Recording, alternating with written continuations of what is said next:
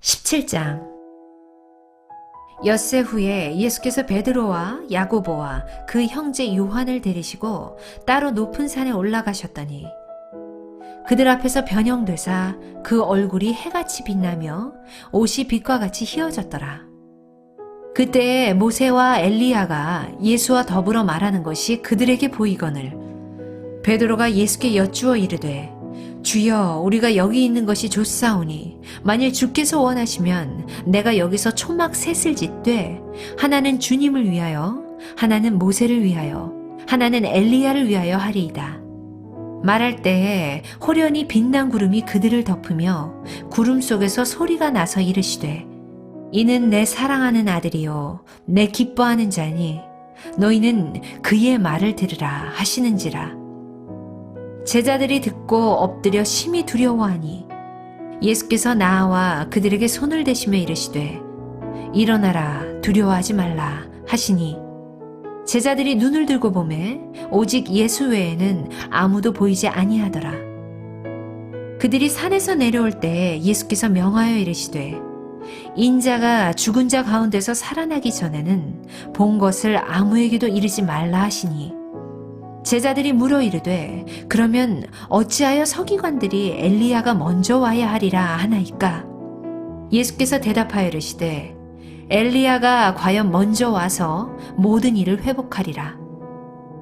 내가 너희에게 말하노니 엘리야가 이미 왔으되 사람들이 알지 못하고 임의로 대우하였도다. 인자도 이와 같이 그들에게 고난을 받으리라 하시니 그제서야 제자들이 예수께서 말씀하신 것이 세례 요한인 줄을 깨달으니라. 아멘. 자, 여러분 우리가 이제 마태복음 17장까지 왔습니다. 오늘 말씀을 시작하는 말씀을 보니까요. 엿새 후에 이렇게 돼 있거든요. 6일 후에, 엿새 후에 어떤 일로부터 6일 후일까요? 이 앞에 예수님이 하신 말씀이 앞으로 당신이 하늘의 영광으로 아버지의 영광으로 천사들과 함께 다시 올 것이다. 이 말씀을 하신 지 엿새 후입니다. 인자가 아버지의 영광으로 천사들과 함께 올 것이다. 인자가 예수님을 말하는 거죠. 예수님이 그 왕권을 가지고 오는 것을 볼 자들도 있다. 사람들이 누가 그걸 볼 수 있을까 했겠죠. 근데 그 6일 후에 예수님께서 베드로, 야고보, 요한 세 제자들만 데리고 한 산으로 올라가셨는데 예고도 없이 저때 말씀하셨던 것처럼 정말 예수님이 그 하늘의 영광스러운 형상으로 변화되어 계시는 모습을 이 세 명의 제자가 보게 된 겁니다. 그러니까 얼마나 놀라웠겠어요. 예수님이 그토록 말씀하셨던 그 하늘의 영광, 아버지의 영광스러운 형상, 저와 여러분들이 입게 될 그 형상입니다. 그 형상을 그리스도께서 이렇게 입고 서 계셨다. 그래서 이 제자들의 표현은 사람의 말에는 한계가 있습니다. 그래서 우리가 하나님에 대해서 말할 때도 신학에서도요. 하나님을 인간의 제한된 언어로 다 설명할 수 있지 않다라는 정의가 일단 처음입니다. 왜냐하면 사람의 제한된 언어로 하나님을 다 표현한다는 것은 하나님을 박스 속에 집어넣는 것과 똑같거든요.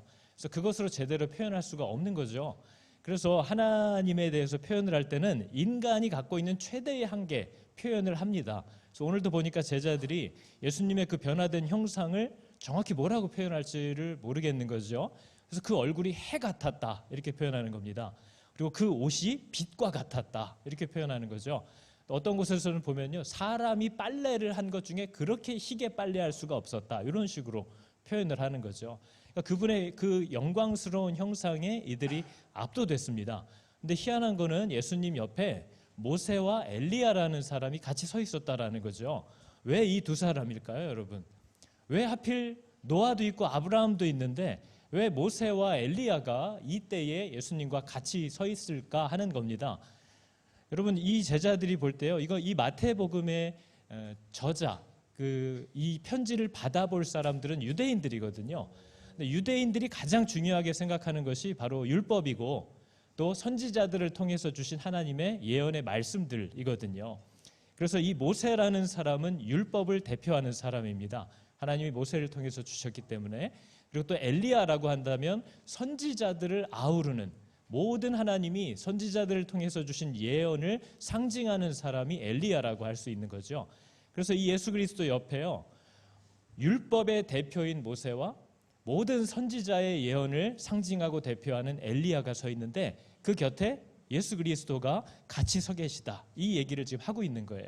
우리가 잘 아는 말씀에 어떤 것이 하나님의 뜻이냐 했더니 하나님을 사랑하라는 뜻이다. 결국 하나님이 우리에게 주신 모든 율법은 하나님을 사랑하라는 얘기다. 모든 선지자들을 통해서 주신 예언 역시도 하나님을 사랑하라는 말이다. 사람을 사랑하라는 말이다. 이게 바로 모든 율법과 선지자의 강령이니라, 이 얘기를 하는 거예요. 모든 율법과 모든 선지자들을 통해서 주신 예언은 하나님 사랑하라는 얘기였다. 이 대표자 두 명이 서 있는 거죠. 근데 마태복음의 이 변화산 사건이 굉장히 중요한 자리를 차지하는 이유는 뭐냐면요, 유대인들이 예수님을 믿지 못하는 이유는 예수님이 십자가라는 나무 형태를 해서 죽었기 때문입니다. 그래서 십자가는 유대인들에겐 거리끼는 것이라고 로마서가 얘기하는 거예요.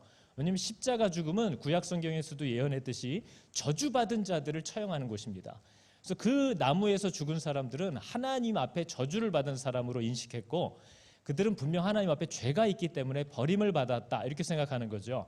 근데 예수님은 당신의 죄로 죽은 게 아니라 저와 여러분이 하나님 앞에 그렇게 저주를 받았었는데 그 저주를 대신 받으러 오신 분이라는 걸 이들이 잘 이해를 못하는 겁니다. 그래서 예수님이 십자가에 죽었다는 건 실패자를 의미하는 거고 하나님 편이 아니라는 뜻이에요. 하나님의 손에 죽임을 당했으니까. 그래서 유대인들은 절대 예수를 하나님이라고 인정하지 않습니다. 저주받은 자이기 때문에. 그런 인식을 갖고 있는 사람들에게 지금 그 율법의 대표인 모세와 선지자들의 예언을 상징하는 엘리야가 그 모든 유대인들이 꺼려하는 예수 그리스도와 함께 교제하고 있다라는 이 장면은 굉장히 큰 메시지가 되는 거죠. 그런데 이 세 사람이 함께 얘기를 하는데요, 하나님이 율법을 대표하는 자와 선지자의 예언을 대표하는 자와 예수 그리스도가 서 있는데 이 세 사람 앞에서 저는 내 사랑하는 아들이다 얘기를 하시더니 뭐라고 얘기를 하셨어요? 너희는 그의 말을 들으라 얘기하셨다는 거예요. 율법도 모든 선지자들의 예언도 다 그를 주목하게 하려고 하는 겁니다. 그래서 예수 그리스도는 모세보다 탁월한 자고 모든 선지자들 위에 계신 자다, 이것을 가르쳐주기 위해서 이 변화산 사건이 오늘 여기 있는 거죠.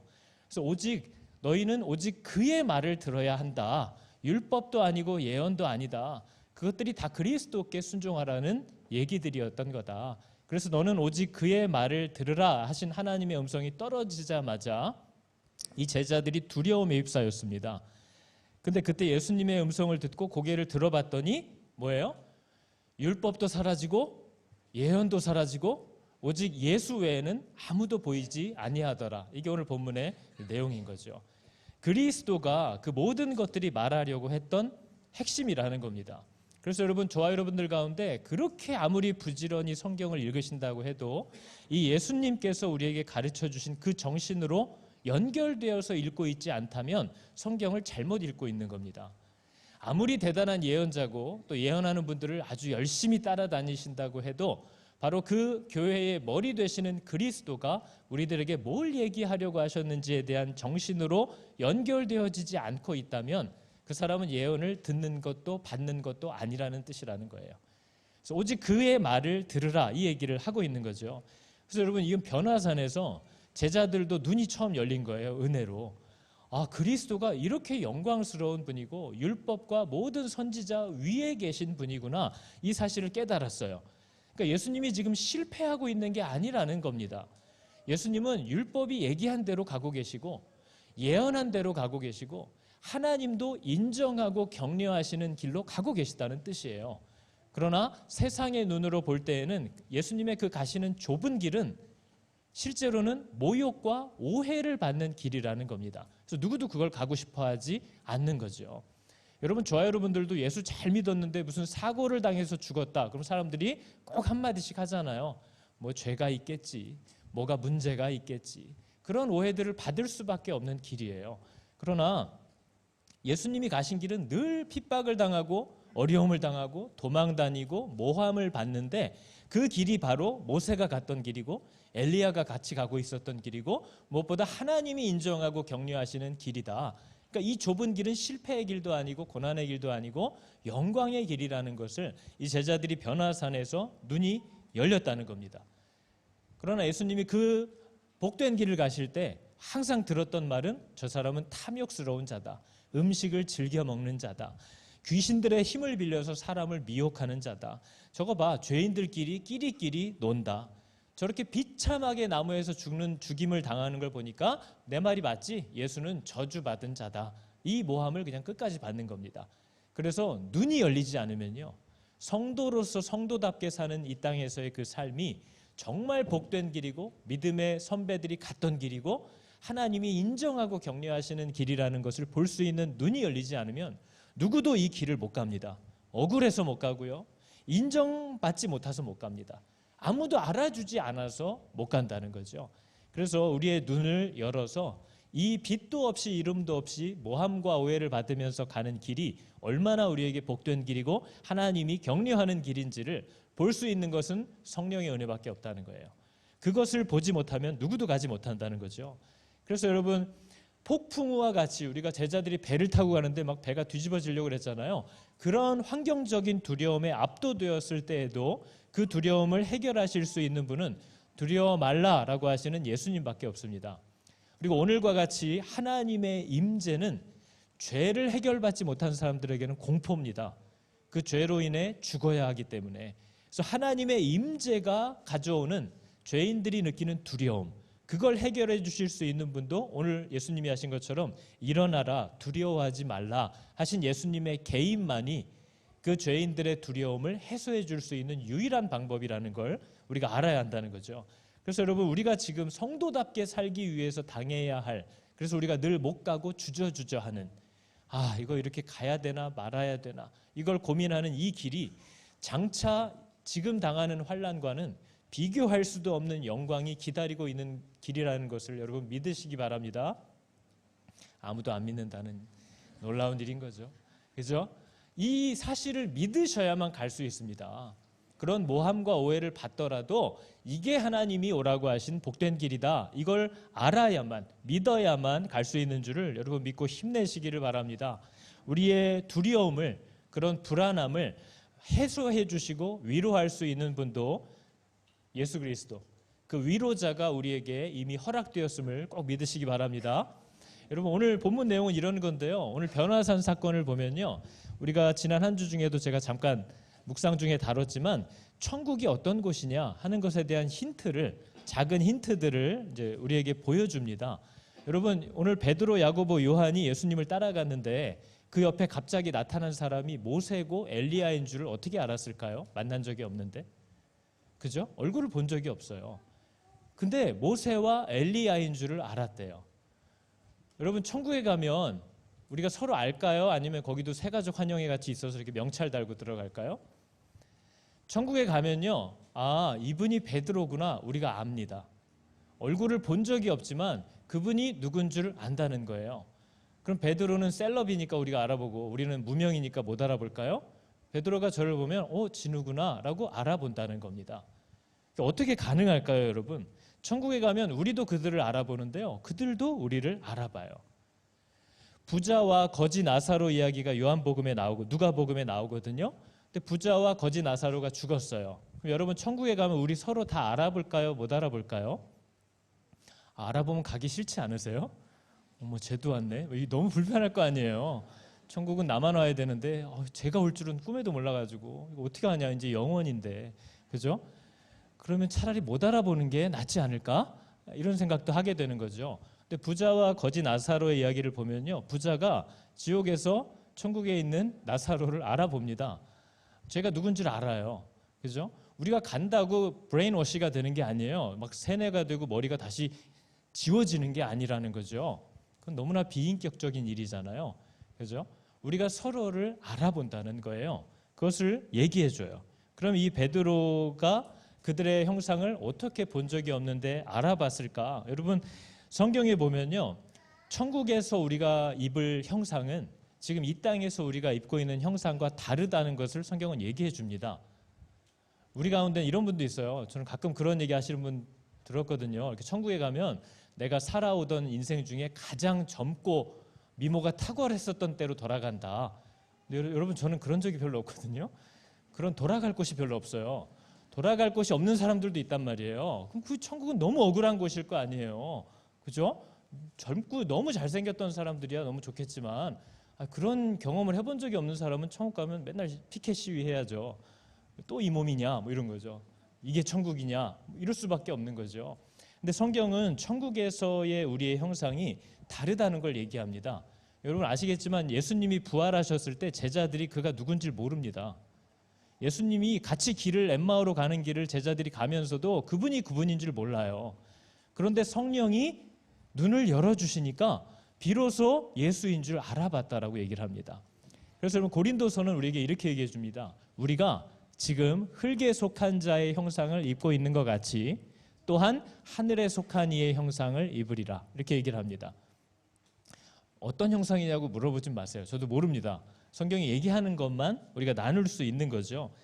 그런데 부활하신 예수님이 하늘에 속한 형상을 입고 계시기 때문에 누구도 그분이 누군지를 못 알아보는데 눈을 열어주시면 비로소 그분이 예수인 줄을 알아보는 일들이 예수님 부활 사건 이후에 계속해서 나옵니다. 그죠? 그래서 하늘에 속한 형상은요, 외모만 다른 게 아니에요. 하늘에 속한 형상은 지금 이 땅에서 우리가 갖고 있는 성격, 성품, 느낌 이런 것과는 또 뭔가 다른 성품과 더 완전하고 온전한 것들이 우리 안에 회복된다는 것을 성경은 얘기합니다. 지금 우리가 갖고 있는 것들은 좀 불완전한 것들이거든요. 그래서 늘 문제를 일으키고 하나님께 순종하는 것을 괴로워하고 이런 불완전함이 우리 가운데 있다는 거죠. 근데 여러분 잘 이해가 안 되잖아요, 우리는. 근데 여러분 우리가 엄마 뱃속에 있을 때 다 기억나시나요? 엄마 뱃속에 있을 때가 기억나면 큰일 나겠죠? 뱃속에 있을 때 아기들은 눈으로 뭔가를 볼 거라는 걸 상상도 하지 못합니다. 엄마 뱃속에 있을 때는요. 엄마 뱃속에 있을 때는요, 입으로 뭔가를 먹을 수 있다라는 걸 상상도 하지 못합니다. 다 배꼽으로 먹고 있기 때문에요. 그죠? 엄마 뱃속에 있을 때는요, 숨을 코로 쉴 거라는 걸 생각조차 할 수 없는 거예요. 숨은 다 배꼽으로 쉬고 있기 때문에요. 우리가 엄마 뱃속에 있을 때는요, 이 다리가 뭘 하는 건지 전혀 감도 잡을 수 없습니다. 이 다리가 걷는 거라는 것도 몰라요. 그런데 태어나 보면 이 입이 먹는 거고 심지어 말도 하고 코로도 숨을 쉬고 이 다리가 걷고 뛴다라는 것을 아예 생각도 할 수 없었던 때가 우리도 있는 거죠.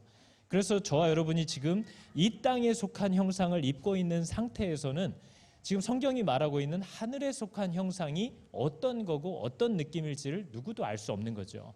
그러나 예수님이 분명히 성경이 가르쳐 준 것은 그것은 우리가 지금 불안해하고 염려하고 이거 이해가 안 된다라고 의심하는 것 같은 그런 불신이 조금도 나에게 영향을 미칠 수 없는 완전하고도 새로운 것이라는 것을 우리에게 가르쳐 줍니다. 그래서 여러분 천국에 대한 것들을 생각하면 우리의 의문은 끝이 없어요. 천국에 갔는데 가족 중에 누가 안 왔으면 어떻게 하지? 그건 천국일까요? 우리가 천국에 갔는데 첫째가 안 오거나 둘째가 안 오거나 셋째가 안 오거나 아내가 안 오거나 내가 안 갔어요. 그럼 이게 천국이겠냐 하는 거죠. 어떻게 거기서 우리가 행복해하면서 살 수 있을까? 그런데 여러분 우리가 이 땅에서 이 육신을 입고 있을 때 생각하는 정서, 느낌과는 분명히 다르다는 것을 이해할 수 있어야 됩니다. 여러분 성경은요 우리가 천국에 가면 시집도 안 가고 장가도 안 간다라는 얘기를 예수님이 잠깐 하셨습니다. 결혼 세미나를 하신 분들은 아실 텐데요. 이 땅에서 하나님이 예수 그리스도를 발견하게 하고 그분을 따라가고 이해하게 만들기 위해서 하나님은 모든 물건들을 창조하고 모든 제도들을 만드시는 분입니다.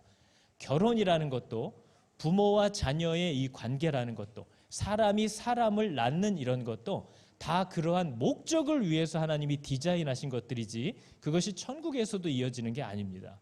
그래서 우리는 지금 생각하면 어떻게 부부가 어떻게 자식을 어떻게 부모를 이렇게 생각하지만 그곳에서는 그게 어떤 개념일지를 모른다는 거죠. 지금은 우리가 그게 없으면 아무것도 안 될 것 같지만 하나님의 나라는 성경이 종종 얘기하는 그리스도로 인하여 누리는 기쁨, 그분과 함께하고 교제하는 것에서 오는 더 그 즐거움에 강렬하게 반응하는 것이 무엇인지 이런 것들을 우리가 그곳에서는 알게 될 거라는 거죠. 그래서 여러분 종종 우리도 이 땅에서 천국의 조각들을 잠깐씩 맛볼 때가 있거든요. 은혜를 받았을 때, 성령의 정말 임재가 왔을 때 우리는 경험해 보지 못했던 느낌들을 느낄 때가 있습니다. 예를 들어 한 선교사님, 김영희 선교사님이라는 분은 아이가 5인데요. 5명이 다 선교사가 됐어요. 근데 그 아이 중에 하나는 정말 사람이 가서 살기 어려운, 너무 위험하고 어렵고 환경이 좋지 않은 나라에 가서 지금 선교사로 섬기고 있습니다. 1년에 한 번 보기도 힘들어요, 가족이.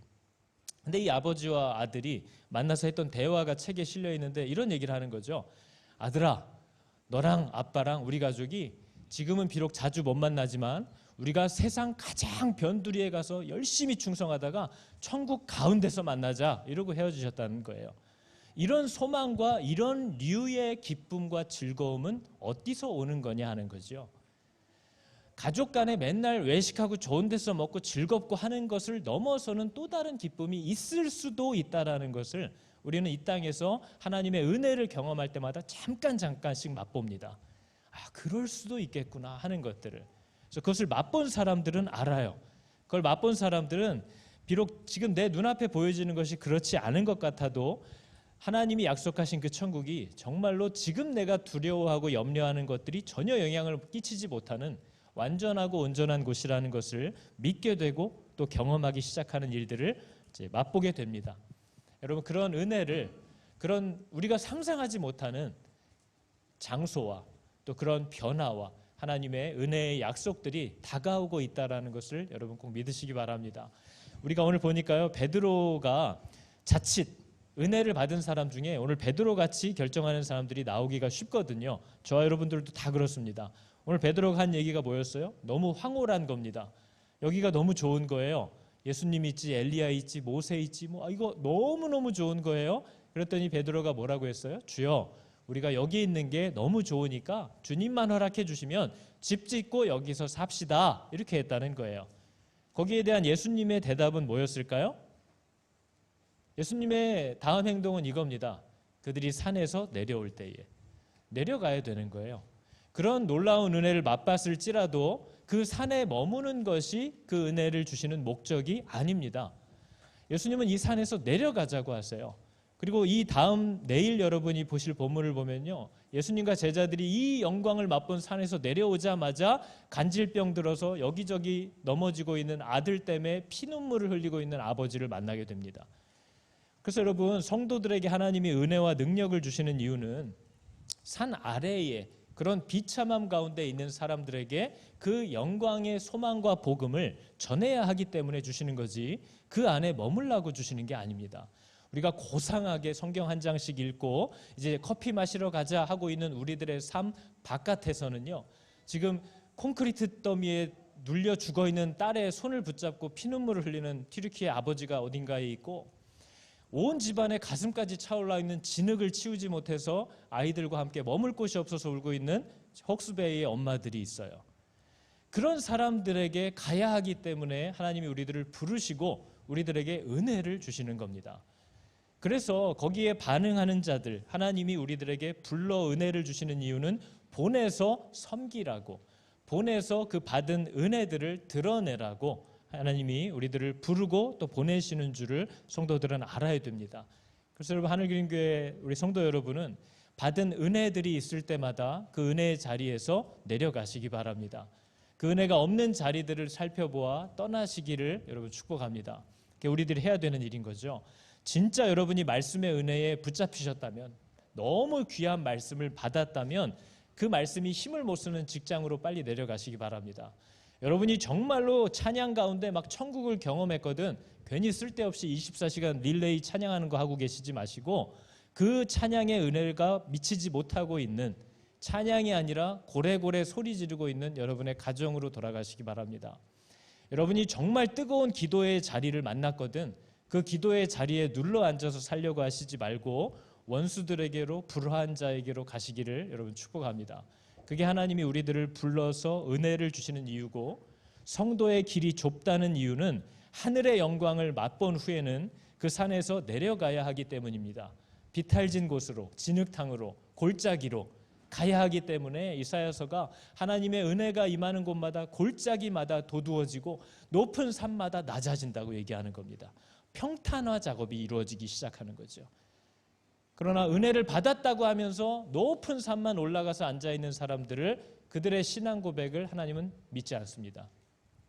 그게 하나님으로부터 온 은혜가 그런 행위를 드러낼 수 없다라는 것을 성경은 계속해서 얘기하는 거죠. 그리고 오늘 마지막으로 보니까요, 예수 그리스도라는 메시아가 오기 전에 엘리야가 먼저 온다라는 얘기가 있던데 어떻게 된 겁니까? 이걸 제자들이 물어봤습니다. 제자들은 이 얘기를 어디서 들었을까요? 이 얘기가 말라기서에 나와 있는 예언입니다. 말라기를 보면요, 보라, 여호와의 크고 두려운 날이 이르기 전에 내가 선지자 엘리야를 너희에게 보내리니 그가 아버지의 마음을 자녀에게로 돌이키게 하고 자녀들의 마음을 그들의 아버지에게로 돌이키게 하리라. 이 개인 가정사 얘기하는 게 아닙니다. 하나님과 백성들의 마음이 서로 돌이켜지고 다시 하나님은 우리를 용납하시고 이 자녀들은 하나님을 사랑하고 순종함으로 돌아오게 되는 일을 하게 하신다는 거예요. 그러나 두렵건대 내가 와서, 만약 그들이 돌이키지 않으면 두렵건대 내가 와서 그 땅을 칠까 하노라. 이 얘기가 말라기서의 마지막 말씀이고 그 후로 하나님이 침묵하셨던 침묵 기간이 이루어졌던 거죠. 그러니까 제자들이 묻는 거죠. 이분이 메시아 같은데, 이분이 성경이 말한 그리스도 같은데, 그럼 그 전에 엘리야가 먼저 온다고 그랬는데 그거 어떻게 된 거냐?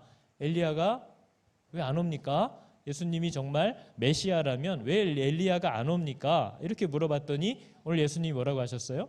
엘리야가 이미 왔다. 엘리야가 이미 왔으되 사람들이 알지 못하고 임의로 대우했다. 그러니까 제자들이 나중에 그게 세례 요한을 얘기하는 거였구나, 이걸 알았대요. 근데 여러분, 저 말씀 엘리야가 이미 왔지만 사람들이 알아보지 깨닫지 못했다, 저 말이 요한복음 1장 1절에 똑같은 말입니다. 빛이 어두움에 빛이 돼 어둠이 깨닫지 못하더라. 그게 뭐예요? 빛이 비쳤다는 게 무슨 말이에요? 하나님께로 보내심을 받은 사람이 있으니 이름이 요한이라. 그가 증언하러 왔으니 곧 이 빛에 대하여 증언하고 모든 사람이 자기로 말미암아 그를 믿게 하려 함이라. 이 얘기를 하는 거죠. 그래서 여러분, 저 때에는요, 예수라는 그리스도가 오기 전에 요한이라는 엘리야가 왔었습니다. 그러니까 여기서 얘기하는 엘리야라는 건 뭐냐면요, 실제 사람을 얘기하는 게 아니고요, 주의 길을 예비하라고 아버지께로 돌아오라고 외치는 자의 그 소리, 말씀을 얘기하는 겁니다. 그분이 오실 것이라는 것을 미리 우리에게 선포하는 그 말씀이 먼저 올 거라는 거예요. 그게 엘리야였고 저 때는 요한이었고, 그 말씀이 선포된 후에 그리스도가 진짜 오신 거죠. 그런데 이분이 다시 돌아가시면서 내가 다시 오겠다고 하셨거든요. 그럼 여러분, 종말의 때에 그 그리스도가 다시 오실 겁니다. 그러면 그분이 다시 오시기 전에 또 엘리야가 먼저 온다는 거죠. 그럼 예수 그리스도가 재림하시기 전에 먼저 와야 될 엘리야가 오늘날 누굴까요? 저와 여러분입니다. 하나님의 이 복음의 말씀을, 주의 길을 예비하고 평탄케 하라고 그분만이 우리의 생명과 구원과 용서의 길이라는 이 광야에서 외치는 자의 소리가 되어야 할 엘리야들이 오늘날 성도들인 거죠.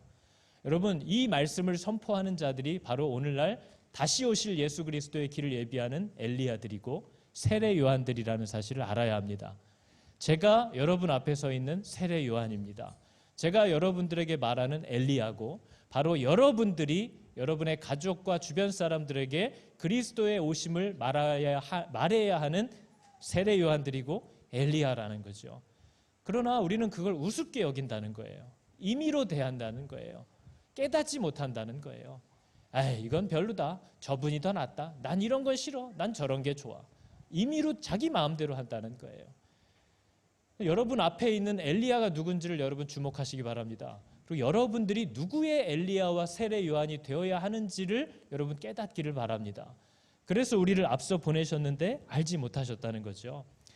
마태복음 3장 3절이거든요. 광야에 외치는 자의 소리가 있어. 주어가 뭘까요? 광야도 아니고 외치는 자도 아닙니다. 소리입니다. 장소를 주목하라는 것도 아니고요, 누가 그 말을 하느냐도 중요하지 않다는 거예요.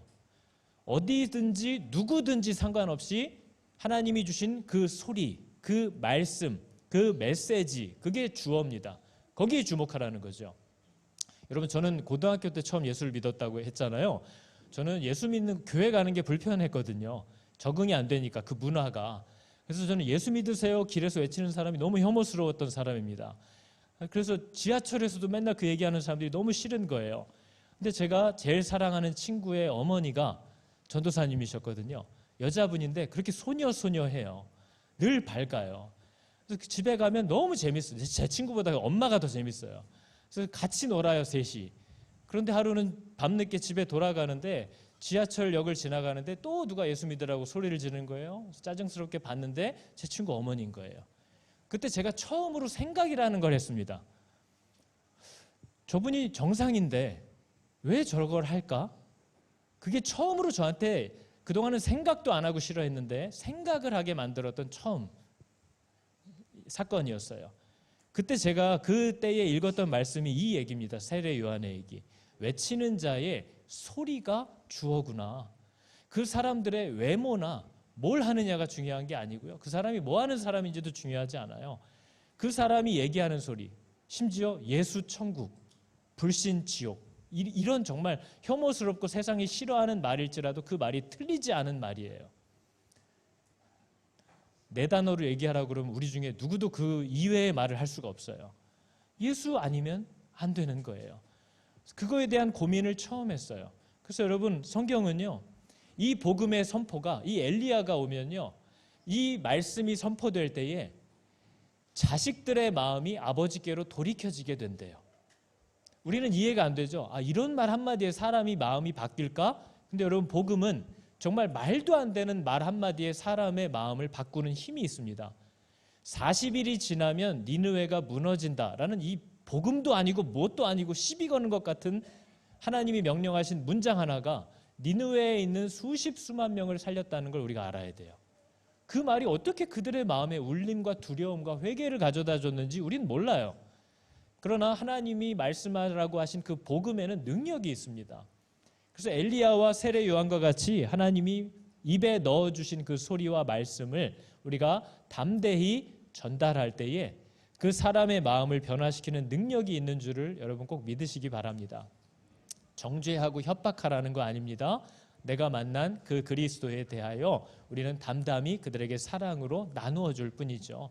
그럴 때 그 말씀 자체에 힘이 있다는 것을 여러분 꼭 믿으시기 바랍니다.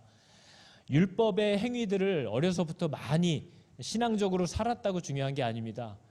하나님이 뭐라고 하셨어요? 모세가 옆에 서 있는데도 너는 그의 말을 들어라. 엘리야 예언자가 서 있는데도 너희는 그의 말을 들어라. 그게 오늘날 저와 여러분들이 주목해야 될 내용입니다. 여러분, 우리 오늘 함께할 찬양인데요, 주만 의지해라는 찬양입니다. 누구나 다 아는 찬양이죠. 우리가 신앙생활을 할 때 자칫 예수 그리스도를 의지하지 않는 경우가 있습니다. 내가 그동안 해왔던 새벽 기도를 의지하고, 내가 하루에 성경 10장씩 읽었던 걸 의지하고, 내가 어려운 사람들 늘 보일 때마다 아주 내 물질과 시간을 헌신해서 사람들 도와주는 걸로 살아왔던 그런 봉사와 섬김을 의지하고 살아가는 사람들이 있습니다. 그러나 삶에 정말 해결할 수 없는 문제를 만나면 예수 이외에 어떤 것도 답이 되지 못하고, 예수 이외에 그 무엇도 내 이 믿음이라고 생각했던 것을 잡아주지 못한다는 걸 깨닫게 되는 사건들이 우리에게 계속 주어집니다. 그래서 여러분, 의지했던 모든 것이 무너지고 배신을 당하고 허물어져 가는 것은 어떤 의미에서 굉장히 큰 은혜입니다. 저 여러분이 그걸 의지하고 살기 때문입니다. 그 사람을 의지해서 살고, 그 돈을 의지해서 살았고, 내 건강을 의지해서 살았고, 내 자식과 내 가족만큼은 그러지 않을 거라고 확신하고 거기에 올인해서 살았던 사람들에게 있어서 그 의지했던 것들이 변하는 것은 하나님의 큰 은혜입니다. 억울한 마음이 점점 커가는 것도 하나님의 은혜입니다. 하나님을 발견한 사람들은 이렇게 어려운 시간들을 보낼 때에도 늘 하나님 앞에 부끄러움 없이 살고 싶다라는 그 성령이 주시는 너무나 복된 생명의 마음이 마음속에서 사라지지 않는다는 걸 우리가 깨닫는 거죠. 그래서 우리는 늘 보이는 상황에 무너지지만 예수 능력이 나를 붙드네. 보이지 않아도 주님만 따르네. 내 평생 주님을 노래하리라. 이 찬양인 거죠. 여러분 시간 함께 찬양할 때에 너희는 그의 말을 들으라 하신 하나님의 이 말씀이 정말 우리의 심령에 박히고 그리스도의 모든 말씀이 나에게 정말 따라갈 만한, 믿을 만한, 정말 나에게 복이 될 만한 영령이라는 것이 받아들여지는 은혜 있기를 여러분 축복합니다. 같이 찬양해 볼까요? 의지했던 모든 것 변해가고 억울한 마음을 거져가네.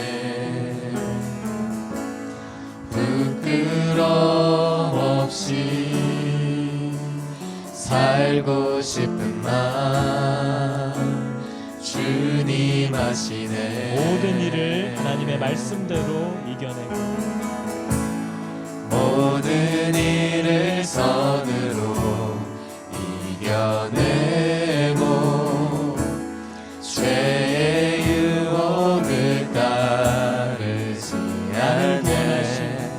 나를 구원하신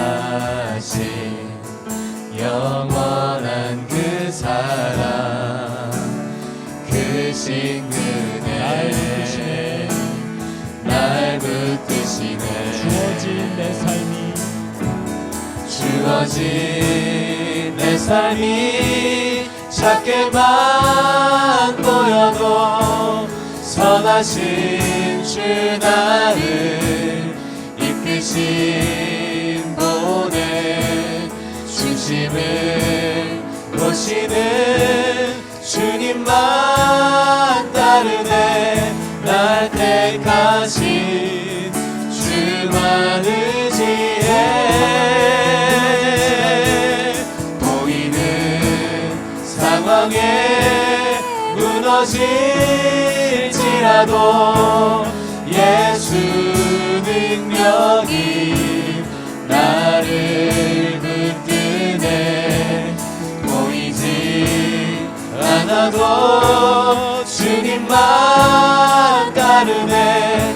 내 평생 주님을 노래하리라. 주어진 내 삶이 작게만 보여도 선하신 주 나를 이끄신 분의 중심을 보시는 주님만 따르네. 날 택하신 주만 의지해. 보이는 상황에 무너질지라도 예수 능력이 나를 붙드네. 보이지 않아도 주님만 따르네. 내 평생 주님을 노래하리라. 주어진 내 삶이 작게만 보여도 선하신 주 나를 이끄신 분의 중심을 보시는 주님만 따르네. 날 택하신 주만 의지해. 보이는 상황에 무너질지라도 예수 능력이 나를 붙드네. 보이지 않아도 주님만 따르네. 내 평생 주님을 노래하리라. 보이는 상황에 무너질지라도 예수 능력이 나를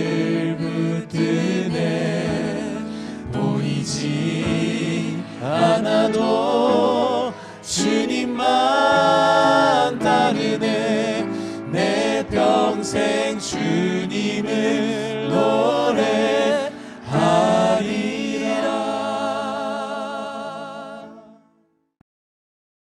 기도하겠습니다. 하나님 감사합니다. 우리에게 생명의 양식과 또한 성령을 부어주시니 감사합니다.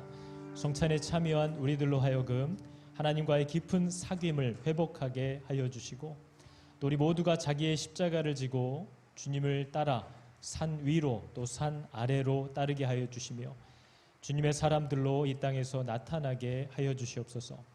우리로 화해와 하나됨을 이루며 살아가도록 새 삶을 주신 예수 그리스도의 이름으로 감사드리며 기도드렸습니다. 아멘. 제가 축도함으로 오늘 예배 마치도록 하겠습니다.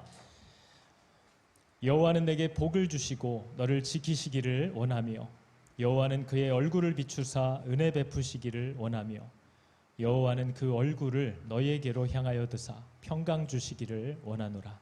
아멘.